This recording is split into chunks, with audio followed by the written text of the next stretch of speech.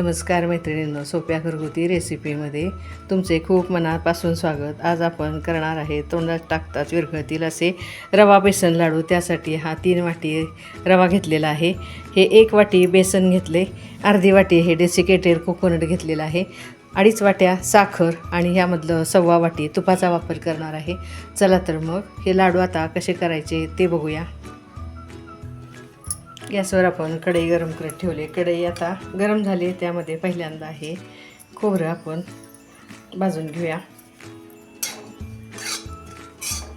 अजिबात कलर न बदलू देता हे खोबरं आपण सतत हलवून भाजून घ्यायचं आहे। त्यामध्ये तुपाचा मी वापर केलेला नाही आहे, फक्त हे असंच कोरडं भाजून घ्यायचं आहे। बघा 2 मिनटं परतल्यानंतर हे खोबरं कसं छान सुट्ट झालेलं आहे। हे आता मी काढून घेते। आता ह्यामध्ये अर्ध तूप मी टाकून घेते। तूप चांगलं कडकडीत गरम करून घ्यायचं आहे।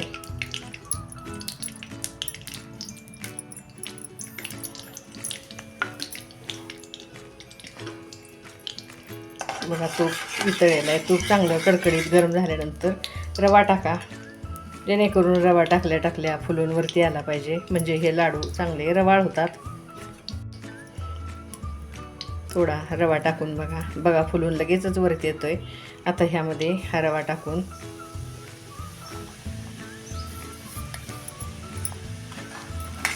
एकसारखा हलवत राहायचा आहे। गॅसच्या लो फ्लेमवर ह्या रव्याला भाजायला साधारण 10 मिनटं तरी वेळ द्यावा लागणार आहे। बघा इतकं तूप हे पुरेसं झालेलं आहे। हा रवा मी आता चांगला भाजून घेते। बघा गॅसच्या लो फ्लेमवर 10 मिनटं भाजल्यानंतर रवा कसा छान भाजलेला आहे। कलर पण बदलला आहे आणि वास पण खमंग सुटला आहे आणि हा फुलून पण 1.5 पट जवळजवळ झालेला आहे। हा आता मी काढून घेते।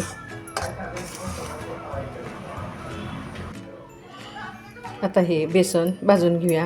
पहिल्यांदा ह्या बेसनमधलं मॉइश्चर कमी होईपर्यंत हे कोरडं असं भाजत राहायचं आहे।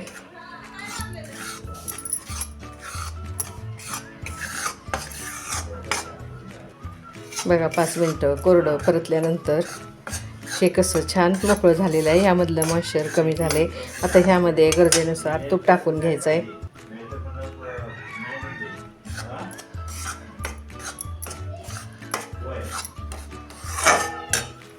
हे पहिलं घेतलेलं तूप मी सगळं ह्यामध्ये टाकून घेतले। हे आता आपण चांगलं हलकं होईपर्यंत गॅसच्या लो फ्लेमवर भाजून घेऊया।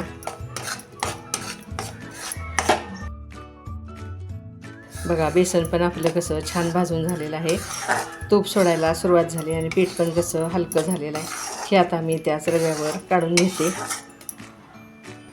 आता लाडूचा पाक कसा करायचा ते बघूया। पाक करायला आपण गॅसवर पातेलं ठेवून घेतले, त्यामध्ये साखर टाकले आणि ही साखर बुडेपर्यंत ह्यामध्ये आपण पाणी टाकून घ्यायचं आहे।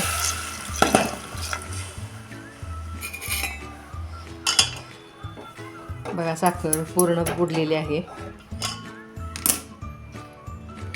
आता हा पाक आपण करून घेऊया। गॅसची फ्लेम आता मीडियम करून घ्या।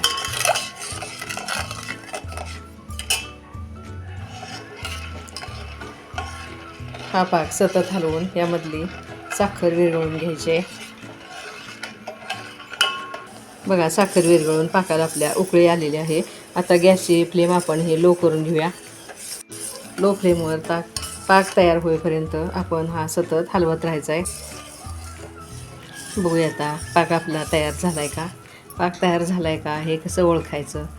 तुम्हाला जर 1 तारी 2 तारी पाक जर समजत नसेल तर तुम्ही या पद्धतीनं पाक करून बघा। पाकाची तार तुम्ही बघू शकताय। बघा पाकाची तार तुटायची बंद होऊन ती जेव्हा उलटण्याच्या टोकाशी गोळा होते तेव्हा हा गोळीबंद पाक तयार झालेला आहे। बघा हा गोळीबंद पाक तयार झालेला आहे। आपल्याला हे लाडू छान मऊ करायचे आहेत। या गोळीबंद पाकामुळे हे कठीण होतील, आता हा पाक कसा तयार करायचा, तर गॅस आपण हा बंद करून घ्यायचा आणि ह्या पाकामध्ये हातावर घेऊन थोडंसं पाणी मारून घ्यायचं. म्हणजे साधारण 1-2 चमचे त्यामध्ये मी पाणी टाकून घेतलेलं आहे. हा पाक आता असा हलवून एकसारखा करून घ्या. पाणी मारल्यानंतर हे पाणी चांगलं ह्या पाकात मिसळून घ्यायचं आणि आता ह्यामध्ये हा रवा टाकून घेऊया. म्हणजे गोळीबंद पाक मोडून हा जसा आपल्याला हवा तसा होतो. हे आता खोबरं, रवा आणि बेसन मी सगळं एकत्र करूनच ठेवलेलं आहे. हे ह्यामध्ये टाकून घेऊया. थोडं थोडं टाकत हलवा, म्हणजे ह्यामध्ये गाठी होत नाहीत.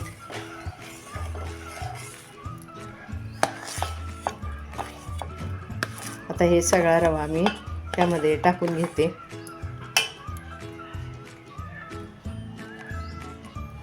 आता हा रवा आपण एकसारखा मिसळून घेऊया. बघा ह्यामध्ये अजिबात गाठी झालेल्या नाहीत. असा हा छान मिक्स करा. लाडूला कलर छान येण्यासाठी ह्यामध्ये आपण आता हा थोडासा केशर येलो कलर ह्यामध्ये टाकून घेते. आणखी हे एकदा चांगलं मिक्स करून घेऊया.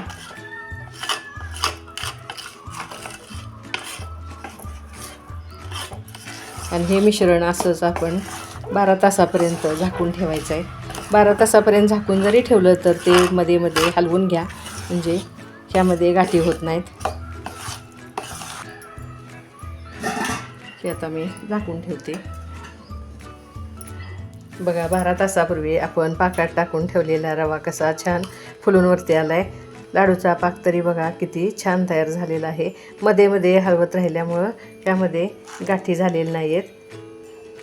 लाडू बांधत असताना एखादी गाठ राहिली असेल तर ती फोडून घ्यायची आहे. आता ह्यामध्ये टाकूया ही वेलची पावडर.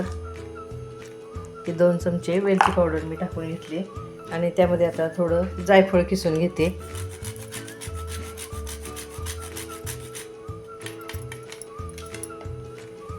हे आता एकसारखं मिसळून घेऊया.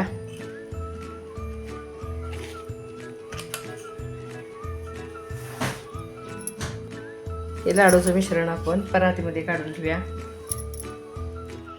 बघा परातीत ओतून आपण हे जायफळ आणि वेलची पावडर चांगली मिक्स करून घेतलेली आहे. आता एक लाडू मी तुम्हाला पहिल्यांदा बांधून दाखवते. त्या लाडूला एखादा बेदाणा किंवा काजू तुमच्या आवडीप्रमाणे काही लावा आणि असे लाडू बांधून घ्या. मी ह्या लाडूला एक बेदाणा चिकटवलेला आहे.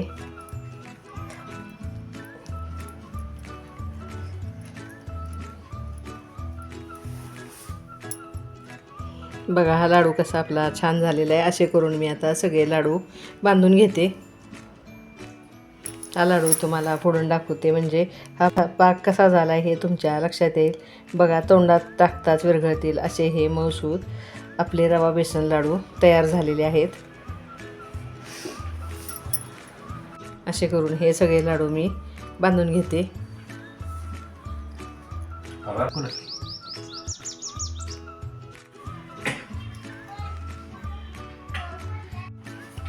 बघा मैत्रिणींनो, तोंडात टाकताच विरघळणारे असे हे रवा बेसन लाडू आपले तयार झाले आहेत. बघा माझी ही रेसिपी आवडल्यास मैत्रिणींमध्ये शेअर करा. रेसिपीला लाईक करा, चॅनेलला सबस्क्राईब करा. अशाच वेगवेगळ्या पौष्टिक आणि घरगुती रेसिपी घेऊन पुन्हा पुन्हा भेटतच असतो. घरचंच खा, निरोगी राहा. धन्यवाद.